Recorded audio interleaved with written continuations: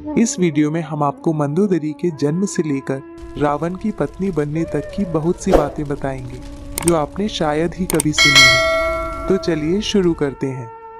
पुराणों में एक बहुत ही रोचक कथा का उल्लेख है जिसके अनुसार मधुरा नाम की एक अप्सरा थी जो एक बार कैलाश पर्वत पर पहुंची।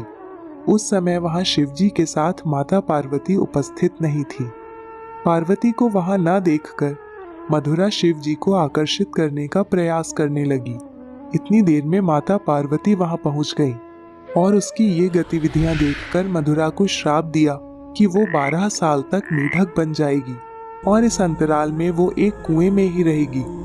वो केवल कठोर तपस्या के बाद ही अपने वास्तविक रूप को प्राप्त कर सकेगी। मधुरा मेढक रूप में कठोर तप करती रही।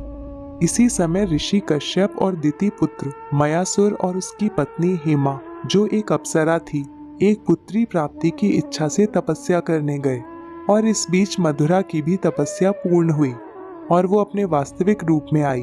वास्तविक रूप प्राप्त करने के बाद वो कुएं से आवाज देने लगी। मयासुर और हेमा उस आवाज को सुनकर मधुरा की सहायता करने पहुंचे। दोनों ने उसे बाहर निकाला और अपनी पुत्री के रूप में स्वीकार कर लिया। इस पुत्री का नाम उन्होंने मंदोदरी रखा।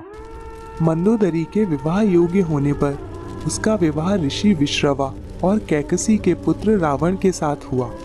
मंदोदरी रावण की बुराइयों को अच्छी तरह से जानती थी और उसे बुराई की राह पर ना चलने की सलाह भी देती थी, परंतु रावण ने अहंकार के कारण मंदोदरी की बातों को पूरी तरह अनदेखा कर दिया था।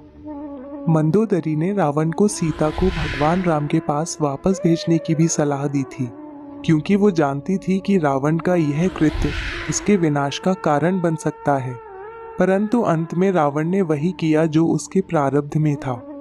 लंका की महारानी मंदोदरी अपने पति रावण के वध के बाद शोक में डूब गई।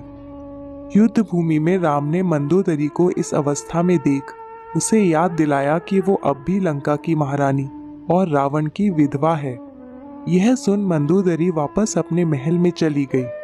कुछ किंवदंतियों के अनुसार कुछ समय पश्चात मंदोदरी ने रावण के छोटे भाई से विवाह कर लिया था, परंतु इस बात पर शंका व्यक्त की जाती है क्योंकि मंदोदरी अपने पति रावण के लिए पूर्णतया समर्पित थी और यह भी कहा जाता है कि वो रावण के शव के साथ सती हो गई थी।